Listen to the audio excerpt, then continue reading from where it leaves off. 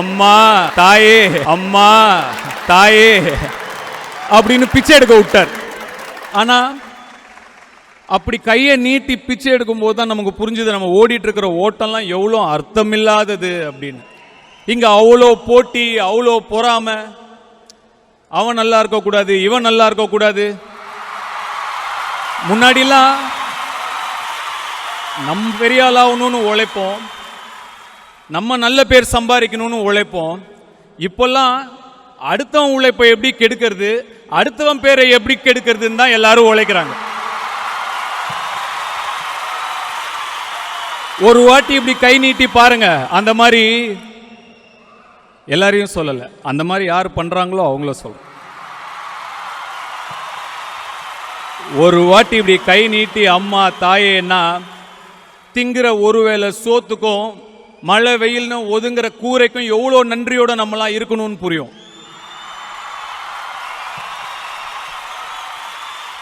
ஒரு enlightening experience தான் அது. இதுக்கு முன்னாடி காசியில் ஒரு வாட்டி எனக்கு அந்த மாதிரி ஒரு எக்ஸ்பீரியன்ஸ் கிடைச்சிது. ஹரிஷ்சந்திர காட்னு இருக்கும், அங்கே தான் பிணங்களெல்லாம் எரிப்பாங்க. ராஞ்சனா பட ஷூட்டிங் அப்போ என்ன அங்கே ஒரு 45 நிமிஷம் ஒரு 15 பிணங்கள் என்னை சுற்றி எரிஞ்சிட்டு இருக்கு. அதுக்கு நடுவில் நிற்க வச்சுட்டு போயிட்டாங்க, கேமரா எடுத்துகிட்டு தூரமாக போயிட்டாங்க.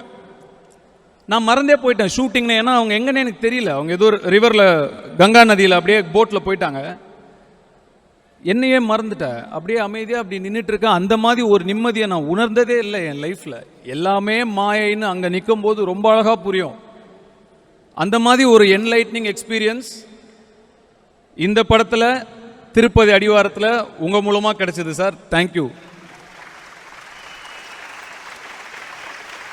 குபேரா ரொம்ப ரொம்ப ஸ்பெஷலான படம், ரொம்ப ஸ்பெஷலான படம். தமிழ் படம், தெலுங்கு படம், 2 லாங்குவேஜ்லேயும் தனித்தனியாக எடுத்த படம். இன்னைக்கு உலகத்துக்கு தேவையான படம். ரொம்ப நல்லா வந்திருக்கு, உங்களுக்குலாம் ரொம்ப பிடிக்கும். நான் ரொம்ப கான்ஃபிடென்ட்டாக இருக்கேன், என்னை நம்பி பார்க்கலாம். நாகார்ஜுனா சார், உங்கள் கூட ஒர்க் பண்ணுறது ஒரு பெரிய ஆனர். உங்கள் படங்களில் எனக்கு இந்த படம் பிடிக்கும் அப்படின்னு இப்போ ஒரு கோட் சர்க்குலேட் ஆயிட்டுருக்கு. நான் அப்படி சொல்லவே இல்லை, அந்த மாதிரி நான் சொல்லவே இல்லை.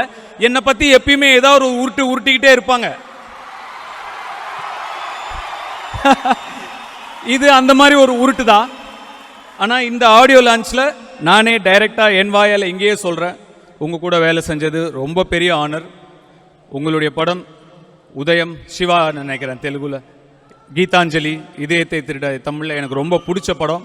அந்த சைக்கிள் செயின் ஃபைட் எங்கள் கூட வந்தது, அதை பற்றி நம்ம நிறையா டிஸ்கஸ் பண்ணியிருக்கோம் ஸ்பாட்டில். Is such a simple man, grounded man, classy man.